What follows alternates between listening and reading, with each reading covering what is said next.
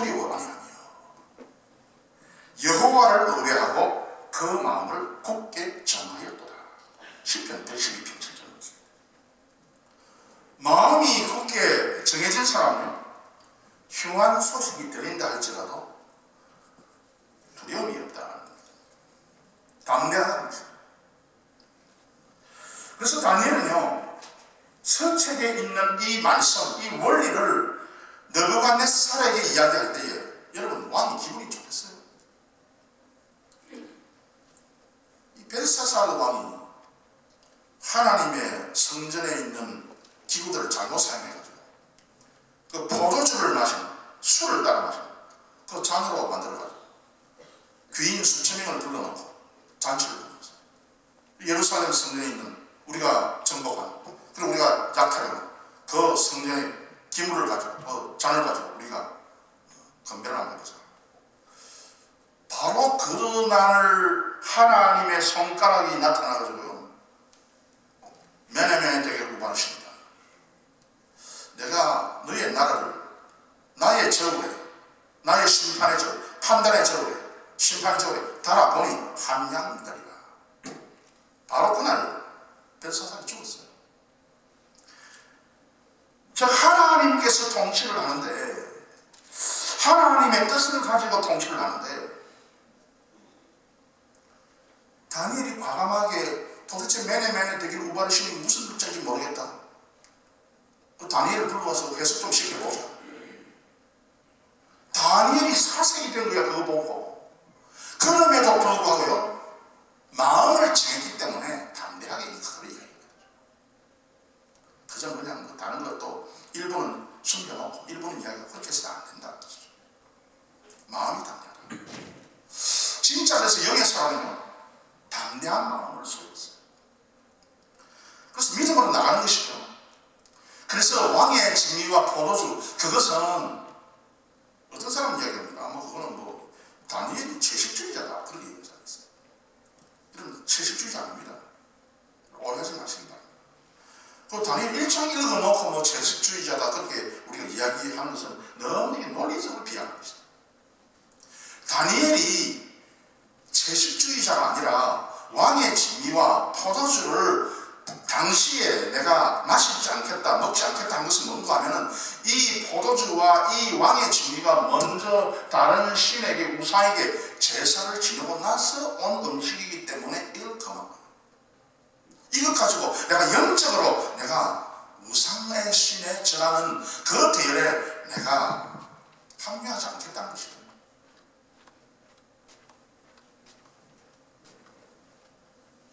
여러분, 그래서 저도 이 마음이 정해지면요, 타협하지 않는 시간이 됩니다. 적당하게 흘러가는 믿음이 아니고요, 타협하지 않는 절대적인 그런 어떤 믿음을 가져야 되는 것이죠. 그래서 여러분의 믿음이요, 적당하게 흘러가는 그런 믿음이 아니라 절대적인, 하나님께서 세상을 바라보시고 함량 미달이면 바로 그날 저녁에 없애버리는 이 하나님의 무시무시한 손길이지 않습니까? 그것 때문에, 바로 그와 같은 것 때문에 이 다니엘이 이 역사의 중심은 바로 하나님 자신입니다.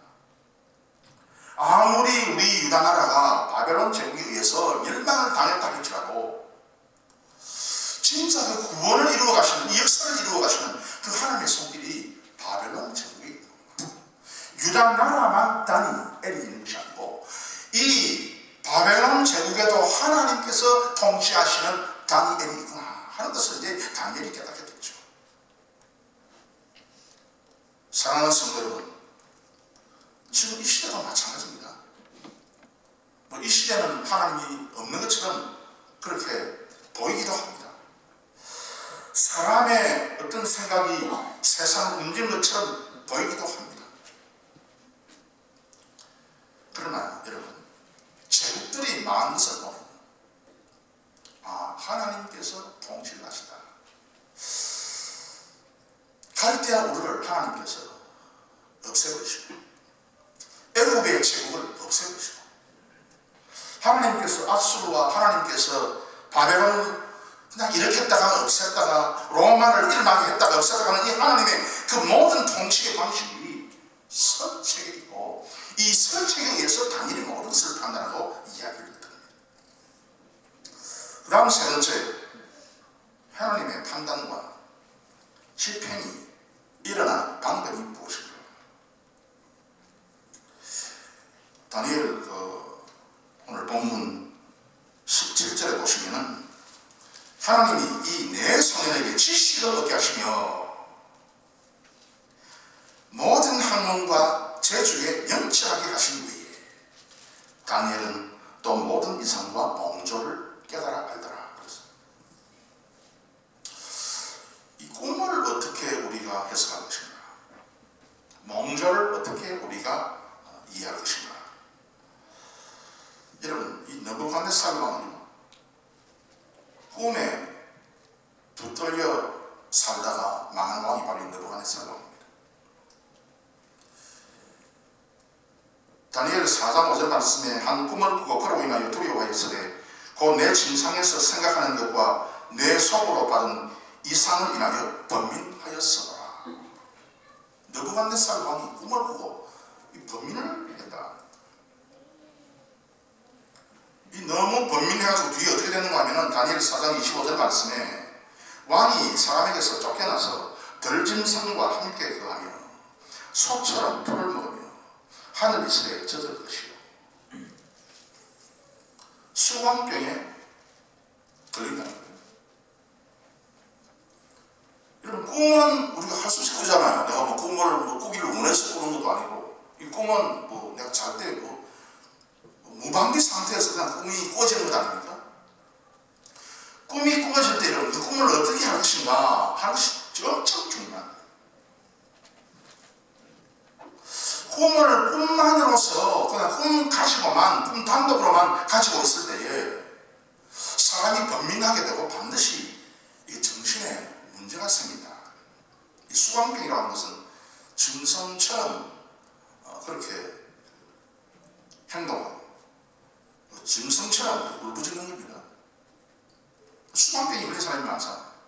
그럼 어디 가보니까 거기 사람인데도 늑대 소리를 소처럼 그렇게 울부짖더라 그런 이야기를 듣는 거예요. 리칸트로피. 이 수광병이 걸리게 되면은 참 이 사람이 비참해지지 않습니까? 꿈을 우리가 잘못 해석하거나 꿈을 잘못 우리가 다루게 될 때에 이와 같은 정신적인 문제가 생긴다. 그런데 이제 이 꿈을 가지고 이 느부갓네살 왕이 이렇게 했습니다. 이러므로 내가 명을 내려 바벨론 모든 박사를 내 앞으로 불러다가 그 꿈의 해석을 내게 알게 하라 하며 박사를 불러 박수와 술객과 갈대아 술사와 점장이가 들어오기로 내가 그 꿈을 그들에게 구하였으나 그들이 그 해석을 내게 알게 하지 못하였느니라. 정말 꿈 자체로서는 꿈을 이해하는 것은 이건 불가능하다 그 뜻입니다. 여러분이 밤에 주무실 때에 꿈을 꾸잖아요. 아, 내가 이 꿈을 꿨다. 아, 이 꿈이 여러분이 생각할 때 좋은 꿈, 나쁜 꿈 있잖아요. 뭔가 불길하다. 뭔가 참 오늘 기분 좋은 일이 생길 것 같다. 다 좋아요. 그런데 여러분께서 그 꿈 자체로서 여러분이 꿈을 이해하게 되면 반드시 여러분은 정신병에 걸릴 확률이 많다는 겁니다. 그래서 이 꿈을 꾸게 되면요, 믿는 사람은 조심해야 됩니다. 꿈을 꾸고 함부로 그것에 대해서 이랬다 저랬다 뭐 좋다 나쁘다 그렇게 말해서는 안 된다.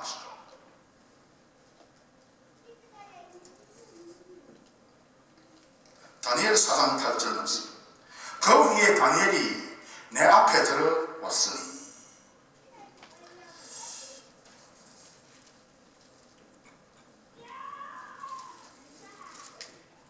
그의 안에는 거룩한 신들의 영이 있는지라 내가 그에게 꿈을 구하려고 할 거예요. 박수장 벨드사사라 다니엘이죠. 내 안에는 거룩한 신들의 영이 있은지 아무 은밀한 것이라도 내게는 의욕것이 없는 줄을 내가 아노니 내 꿈에 본 이상의 해석을 내게 구하라. 그래서 다니엘이 꿈인데 해석을 하잖아요. 여러분 잘 보시기 바랍니다. 다니엘이 어떻게 꿈을 해석했어요, 여러분? 어떻게? 다니엘이 꿈을 해석한 방법 딱 하나예요. 서책에서 하나님께서 통치하시는 통치의 원리와 방법이 있잖아요. 하나님과 영적 관계가 없는 사람은 결국 나중에 살다가 불행한 삶을 살다가 결국 패배의 삶의 인생을 결국은 이제 맞이하게 될 것이요. 하나님과 영적 관계가 통해 있는 사람은 결국 힘들고 어려운 삶을 산다 할지라도 결국 그 사람은 성령의 삶을 살 것이다. 그게 가장 근본적인 서책이에요. 아무리 세상 나라가 강하고 화려하고 아무리 강대하다 할지라도 그러나 하나님을 믿지 않는 정치가와 하나님을 믿지 않는 그런 백성이 구성되어 있는 나라는 결국 조금 몇백 년 왕성할지는 모르지만 그러나 사그라들고 말 것이다. 이게 하나님께서 통치하는 통치의 기본, 이 서책의 원리 기본 아닙니까? 서책의 기본 원리를 밀어놓고 다니엘아 내가 꿈을 꿨는데 이 꿈을 한번 알아맞혀라. 이게 뭐냐? 뭐 적당하게 그냥 뭐 갖다 붙여가지고 뭐 이렇게 저렇게 이야기할 수 있겠죠, 여러분. 그러나 그것이 절대로 여러분, 절대로 그것이 우리 하나님을 믿는 백성들의 꿈과는 전혀 관계없는, 혹은 그런 어떤 꿈 자체로서 뭐 이해를 하려는 그런 것은 오히려 사람들과 혼미하게 만듭니다. 이게 잘못된 어떤 영적인 그런 어떤 혹은 그 귀신의 영역에 의해서 사로잡힐 수가 너무 많다. 예를 들어서 이 뭐 여러 사람이 이제 그런 어떤 뭐 여러 가지 뭐 예들이 너무 많습니다. 꿈을 보고 꿈 자체를 가지고 해석을 가지고 이야기하거나 이게 예언이라고 해가지고 말한 사람 가운데요, 믿음에 제대로 쓰이는 사람이 누가 있어요? 아무도 없어요. 서책에 의하지 않고 꿈을 꿈으로서만 해석하는 엄청난 위험이요. 그 AD 3세기, 2세기, 3세기에 그 기독교의 그 스피리추얼리스트라 해가지고 이 꿈을 추구하고 예언을 추구하는 그런 사람들의 집단이 있었어요. 그 몬타누스파라고 그러는데요. 이 몬타누스파의 사람들은 꿈을 꿈으로서만 해석했어요. 그러니까 결국 나중에 이단이 되더라. 이단적으로 올라가서 말인 거죠. 그런데 이 다니엘의 꿈을 어떻게 해석을 했는가? 서책을 중심으로 해석한 거예요. 왕이요. 왕의 나라는 안 됩니다. 왕의 나라는 설 수가 없습니다. 왕이요, 돌 하나가 날아와가지고 철과 흙으로 섞인 왕의 나라에 부딪힘에 이 철과 흙이 다 부서져 버렸습니다.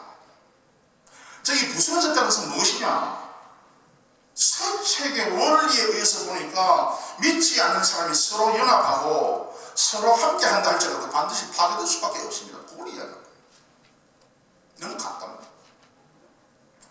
그래서 여러분이 꿈을 꾸실 때는 반드시 믿는 사람에게는 저 참고로 말씀드리는데 믿는 사람은 나쁜 꿈은 하나도 없습니다. 다 좋은 꿈입니다. 여러분 주무셔도 되게 좋은 거다. 무슨 징조입니까? 무슨 징조입니까? 예? 무슨 징조? 부자가 될 징조예요. 그럼 나는 부자가 될 것이다. 하나님이야 나에게 영생하게 만들어 주옵소서. 그렇게 기도한 거 여기 시키면 돼.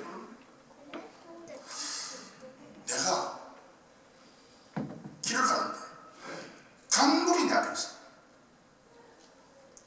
내 강물을 건너는데 중간중간 물살이 너무 세가지고 내가 참 방황하면서 놀래가지고 눈을 떴어. 그 무슨 꿈이에요? 그 무슨 꿈이에요? 죽을 꿈이에요, 살꿈이에요? 살꿈이지. 어떻게 산단 말이에요? 이거는 내가 반드시 천국으로 내가 부름받은 선택의 백성의 꿈이구나. 그렇게 해석을 해버리면 되는 거예요. 그런데 이게 뭐 좋은 건가 나쁜 건가? 여러분, 그래서 꿈을 해석할 때는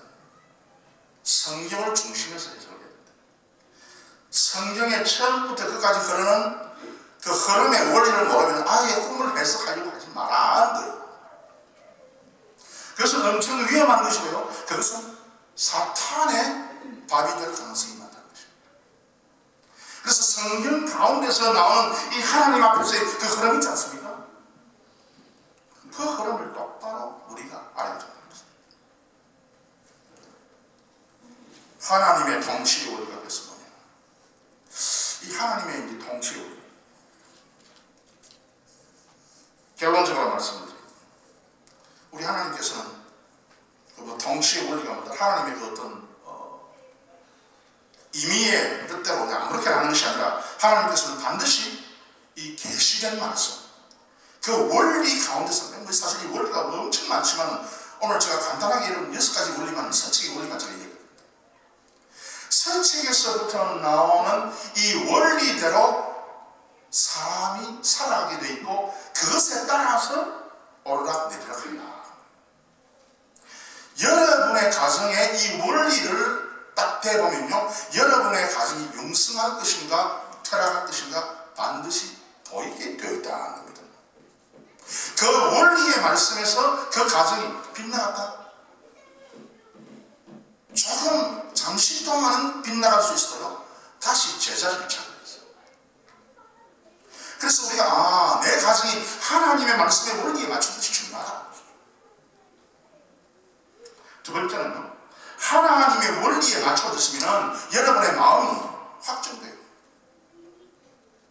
마음이 확정되지 않는데 주여 복 주시옵소서 천만.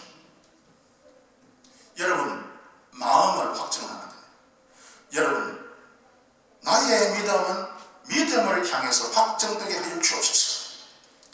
이 고백이 여러분의 고백이 되기를 바랍니다. 그래서 믿음에 의해서 확정될 때 믿음이 생깁니다. 나는 뭐 구원 나는 안 받을란다. 나는 은혜 받기 싫다. 그러면 평생 은혜 못 받는 거예요. 구원 못 받는 거예요. 여러분의 마음 하나님을 향해서 확정되고 확정돼서 찬양하는 사람이 되기를 바랍니다. 마지막으로 이 서책에서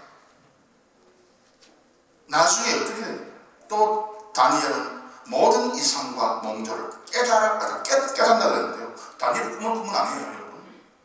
뭐 다니엘이 꿈을 많이 꾸어가지고 뭐 꿈의 사람이라 뭐 꿈도 꾸었겠지만 여기에 있는 말씀 가운데서 이상과 몽조를 다른 사람의 꿈꾼 것을 깨달아 알더라. 이 깨닫는다는 말은 무슨 말이냐? 판단입니다. 판단. 어디에 이것을 갖다 붙여? 이 꿈을 어디에 갖다 붙여서 이 사람을 어떻게 할 것인가? 그걸 다니엘이 결정을 했다는 것이에요. 중요한 말씀이에요. 여러분 진짜 영적인 사람은요, 이 말씀에 의해서 여러분의 운명을 결정해요. 잘 들으시기 바랍니다. 여러분의 참 친한 사람들, 여러분이 하는 그 말이 여러분의 삶을 결정해요. 잘 들으시기 바랍니다.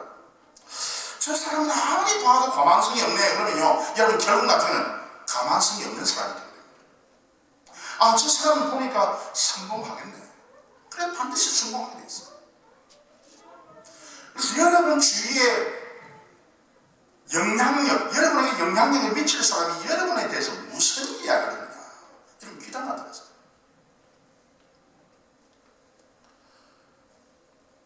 여러분 그래서 좀 영적으로 열린 사람은요, 참 조심해야 됩니다.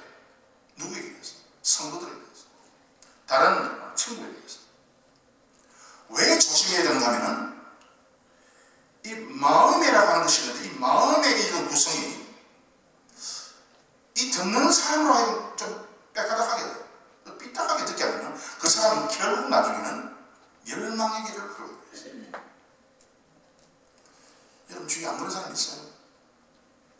여러분 10년 전, 20년, 30년 전에 알던 사람 좀 생각을 해보세요. 지금 어떻게 되어 있는가? 그 사람이 30년 전에 어떤 생각을 했는데 어떤 마음이 있었는데 지금 그 사람이 지금 30년이 지난 지금 20년이 지난 지금 10년이 지난 지금 어떻게 되냐? 눈으로 보이잖아. 우리는. 나는 뭐 그냥 전세방에 학교방에서 살다가 적당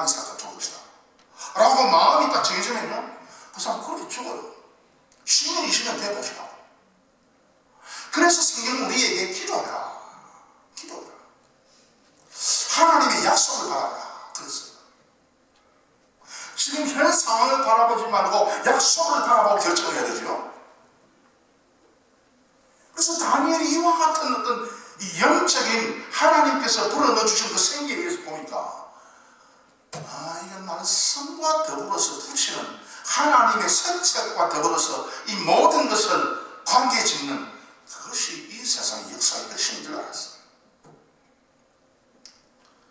사랑하는 성도 여러분, 그래서 우리의 삶이 적당히 흘러가는 삶이 되어서는 안 된다는 것입니다.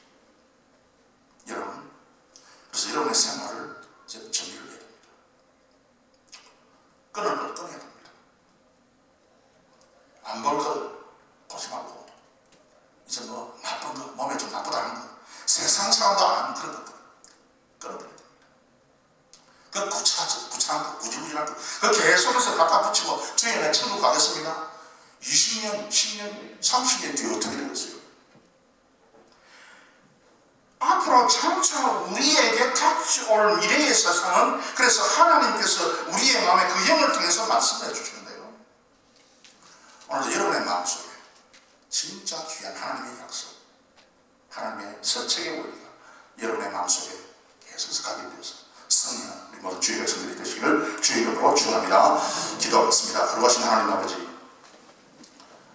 우리가 이 세상 살아가면서 하나님의 말씀의 원리를 알고 있지만 그럼에도 불구하고 우리가 여전히 이 세상의 삶의 양식에 파묻혀서 어쩔 수 없이 그 사탄의 그 끄는 대로 끌려가는 그런 사람 혹은 그런 하나님의 백성의 모습을 가질 때가 많습니다.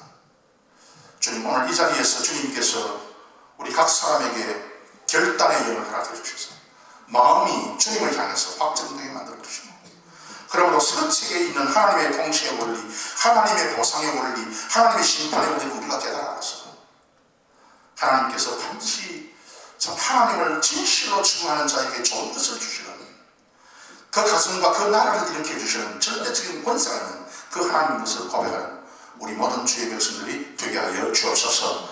그래서 우리 모든 주의 성도들이 가진 이 복을 받으시고 또 구원을 이루어가는 우리 모든 가정들이 주여 되게 하여 주옵소서. 우리 주 예수 그리스도의 이름으로 기도하옵나이다. 아멘.